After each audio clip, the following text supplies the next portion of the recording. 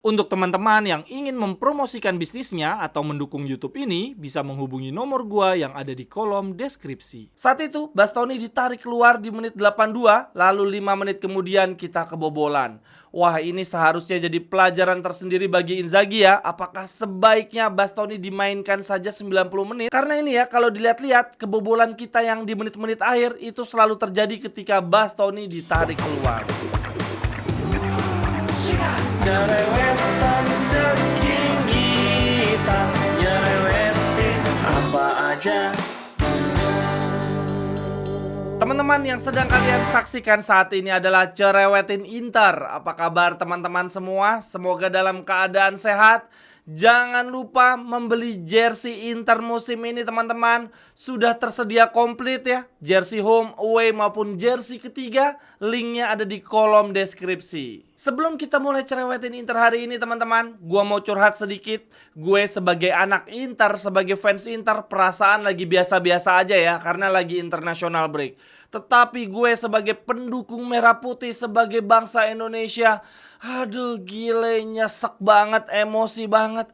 Kemenangan yang sudah di depan mata sirna begitu saja ya, gara-gara si botak nggak jelas satu ini. Bagi gue teman-teman, cuma ada satu botak di dunia ya, the one and only Pierluigi Collina. Selebihnya, apalagi si botak yang mukanya kayak abis tipes ini, udah deh, jangan dikasih kesempatan lagi untuk mimpin pertandingan. Super nggak jelas. Gimana ceritanya? Selama injury time gak ada insiden aneh-aneh. Kok ya peluit nggak ditiup-tiup ya, bahkan sampai 2 menit lebih. Dan ternyata teman-teman, ini bukan kali pertama si Bobby Ibab satu ini bikin keputusan kontroversial. Setelah gue coba googling-googling, ternyata sebelumnya dia memang wasit yang kerap membuat keputusan kontroversial di pertandingan-pertandingan penting. Ada gile, sebel banget. Pokoknya lihat aja nih, nanti giliran main di GBK, gue bakal bawa spanduk gede-gede ya, bertuliskan 90+6 sama dengan 99. Oke deh teman-teman, kita balik ke topik cerewetin Inter hari ini. Ada beberapa berita menarik yang bisa kita cerewetin bareng-bareng.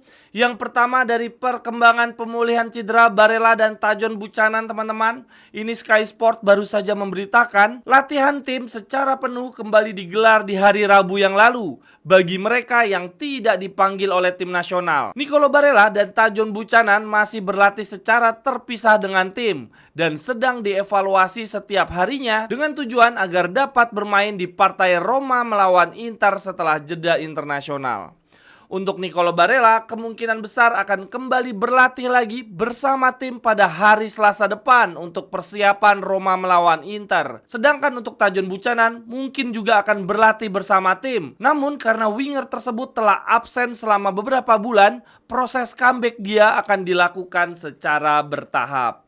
Berarti ini persis ya seperti pembahasan gue di konten sebelumnya. Gue ragu nih kalau comebacknya Tajon Buchanan disamakan dengan Barella. Kalau Barella comeback di partai lawan Roma, gue masih optimis lah. Tapi kalau Tajon Buchanan, rasa-rasanya nih Desember baru merumput lagi. Lalu kemudian lanjut berita yang kedua. Ini agak ngeri-ngeri sedap teman-teman. Penyerang andalan kita, top skor sementara musim ini, Marcus Thuram diincar oleh Paris Saint-Germain.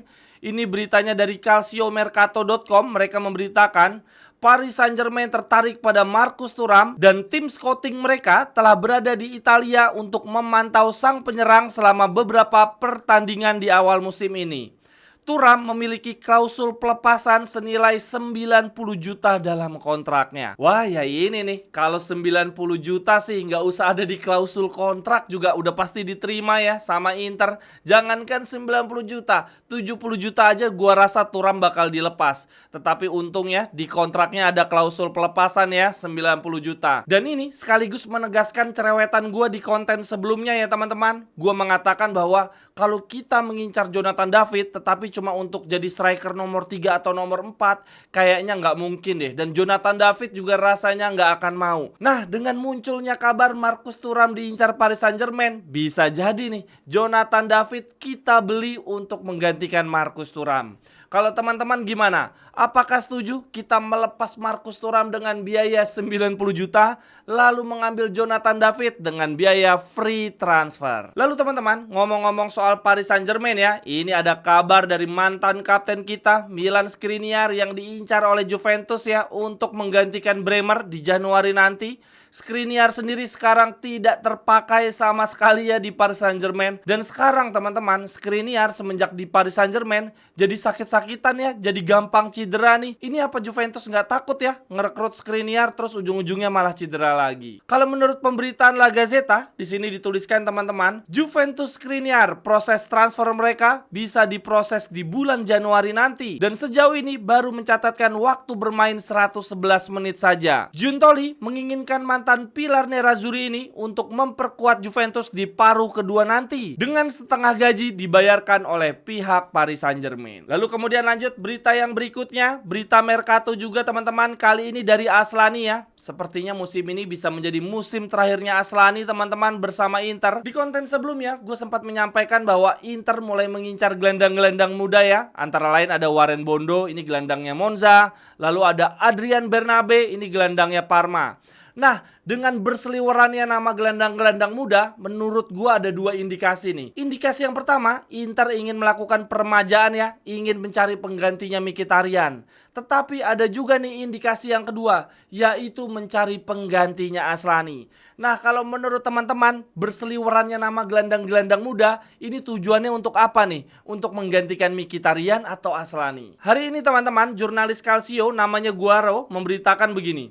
Christian Aslani tampaknya tidak pernah mencapai perkembangan seperti yang diharapkan Inter darinya. Permainan tim mengalami penurunan besar dalam hal variasi serangan ketika pemain Albania ini diturunkan dibandingkan dengan ketika Hakan Çalhanoğlu bermain. Setelah 3 tahun hanya mengalami sedikit kemajuan, Inter tidak lagi memiliki posisi yang jelas terhadap masa depan Aslani.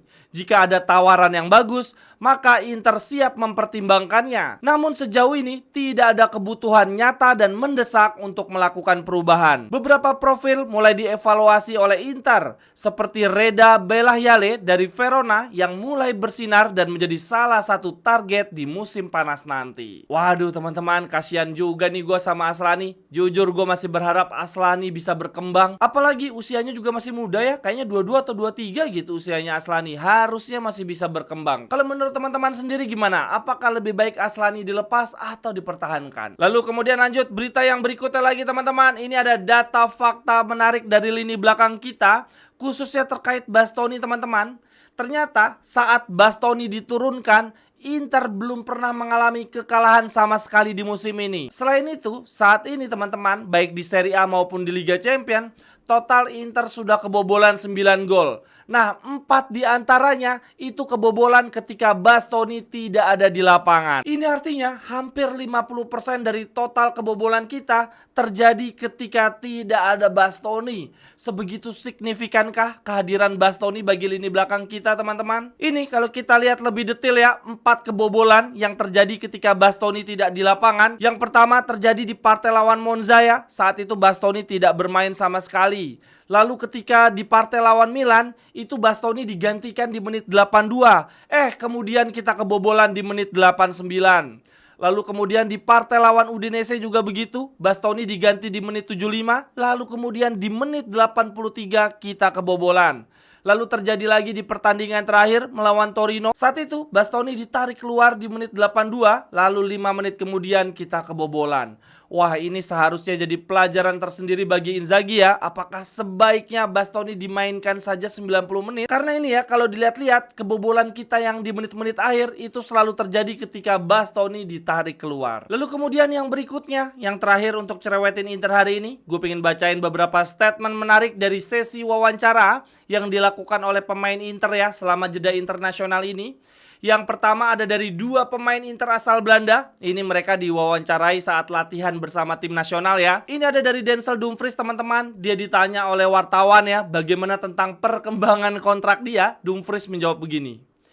Saya harap akan segera tuntas. Saya ingin segera menandatanganinya. Akhir-akhir ini saya bermain sedikit dan saya ingin bermain lebih banyak. Saya sedang fokus untuk mendapatkan lebih banyak menit bermain. Untungnya belakangan ini saya bermain sedikit lebih banyak. Tetapi memang Darmian adalah pesaing yang hebat. Lalu kemudian ada dari Steven De Vrij teman-teman. Dia ditanya juga nih tentang kontraknya, tentang masa depannya bersama Inter. De Vrij menjawab begini. Selama saya masih memiliki peran yang penting di Inter, maka saya akan senang. Ini adalah klub papan atas yang bermain untuk menang. Saya masih memiliki kontrak dengan Inter dan akan menunggu untuk melihat apa yang terjadi. Saya belum memikirkan masa depan, saya masih fokus pada saat ini bersama Inter. Mantap. Lalu kemudian yang berikutnya, ini ada interview secara khusus teman-teman dengan bek muda kita asal Argentina yang belum bermain sama sekali ya, Thiago Thomas Palacios. Dia memberikan beberapa statement menarik teman-teman. Yang pertama dia bilang begini. Dulu saya seorang penyerang. Ketika saya tiba di Talares pada usia 16, mereka sedang mencari bek kiri. Lalu kemudian saya mendaftarnya. Saya memiliki postur yang tinggi dan saya mencobanya dan beruntung sekali saya akhirnya terpilih. Pernah menjadi penyerang membantu saya bermain lebih baik secara teknis. Lalu kemudian jurnalisnya bertanya, apa sebetulnya julukan Anda di Argentina? Lalu Palacios menjawab begini. Di daerah La Pampa, mereka yang sering mewawancarai saya selalu terkejut dengan postur tubuh tinggi saya. Di sebuah surat kabar, mereka menyebut saya dengan La Torre. Lalu mereka memanggil saya dengan La Torre de la Pampa, artinya menara dari La Pampa. Lalu kemudian jurnalisnya bertanya lagi, sebutkan 3 karakteristik yang menggambarkan diri Anda. Lalu si Palacios menjawab, kualitas di udara, kekuatan, dan teknis. Lalu kemudian jurnalisnya bertanya lagi, siapa pemain favorit Anda ketika Anda masih kecil? Lalu kemudian Palacios menjawab, my brother, saudara laki-laki saya adalah pemain favorit saya ketika saya masih kecil. Tetapi untuk hari ini, saya banyak mengagumi bek-bek Inter dan saya belajar banyak dari mereka. Kemudian Palacios di sini melanjutkan, dia bilang bahwa saya mengamati permainan rekan-rekan setim untuk belajar. Karena ini adalah perubahan besar bagi saya. Saya sangat senang bisa berada di Inter. Lalu kemudian jurnalisnya bertanya lagi, apa pendapat Anda, komentar Anda tentang kepindahan Anda di Inter? Lalu Palacios menjawab, pindah ke Serie A adalah perubahan besar bagi saya. Saya mencoba untuk berkembang dan belajar sepak bola Italia. Saya di sini sangat bergantung pada Lautaro dan Korea. Korea lagi teman-teman. Pantesan dia disukai oleh para pemain ya. Ternyata emang sifatnya sangat helpful. Lalu kemudian Palacios melanjutkan, dia bilang begini. Merekalah yang selalu membantu saya. Sebuah kehormatan bisa bermain bersama mereka. Sekian dulu untuk Cerewetin Inter hari ini teman-teman. Silahkan tuliskan pendapat teman-teman di kolom komentar. Sampai ketemu di cerewetan-cerewetan berikutnya. Bye-bye, thank you. Cerewet.